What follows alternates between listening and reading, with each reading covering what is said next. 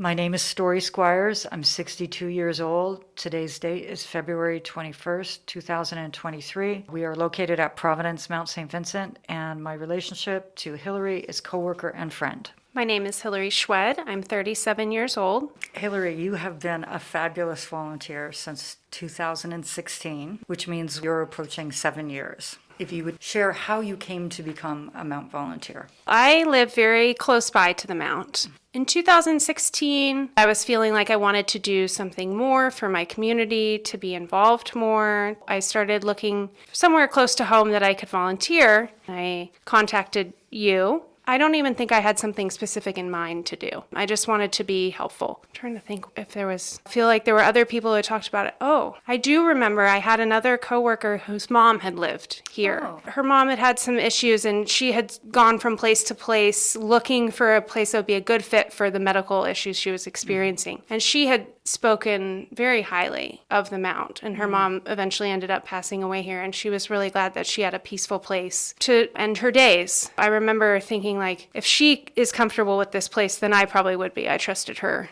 The first thing I did was meet with you, and we sat out on the patio. It was a beautiful sunny day. You said, what do you want to do? What kinds of things do you do? And I said, I'm a bookkeeper. And you said, well, what other talents or skills? And I thought, well, I do play the violin. And you were like, oh, do you want to play for residents? I bet they would really enjoy that. I started going on Thursdays after work. I would go over to one of the long-term care neighborhoods and bring my violin and just a bunch of random sheet music and play for an hour or so while they hung out as they started getting dinner ready. Sometimes I would play special requests. Sometimes no one would listen. Sometimes everyone would listen. It just kind of varied from week to week. I played for a while, but I wanted some more one-on-one interaction, get to know people a little bit better. So I started visiting residents, and I also did the training for NODA, No One Dies Alone. There was one resident who was in the last stages of life. She was not very interested in being visited, but she seemed to accept my presence and she would let me play the violin for her.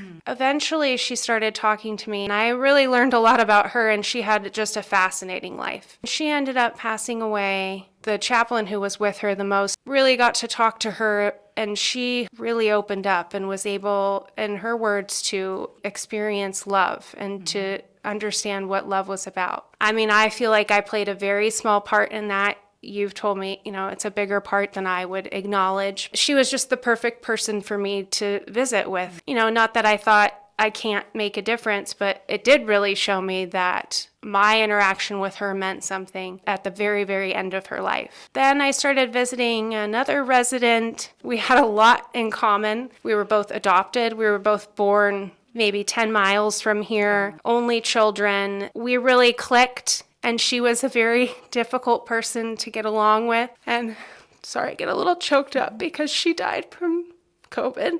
And that was very hard because we had grown close over several years. And in the same way, I feel like I was able to give her a lot of love in the last few years of her life. So it's a good memory, but I still miss her. Excuse me. But as a result of a meeting with her, another volunteer who met with her, she said, hey, I have another volunteer opportunity here at the Mount. Would you like to come help out in the Emily's shop? Really got into the ins and outs of a thrift shop and was much more fun than I ever imagined. Really get into, putting the merchandise in certain ways and seeing like, oh, this display really grabs people when they walk in. And this, this is what people are interested in. And getting to see more of the volunteers and employees and everybody who works here, just another perspective, another side of volunteering. Could you say what you do for the Emily shop now? I go and do their deposits for them. So I'll do the deposits, and that I get to interact with the Emily shop and the foundation team. And then with assisted living, continue to do activities. And we had a great Mardi Gras party today. Learned a lot of trivia I did not know. Whatever activities we do for assisted living, I'm here to help. I'm going to ask you a question that somebody asked me. If there was one word to describe what you found here, what might that be?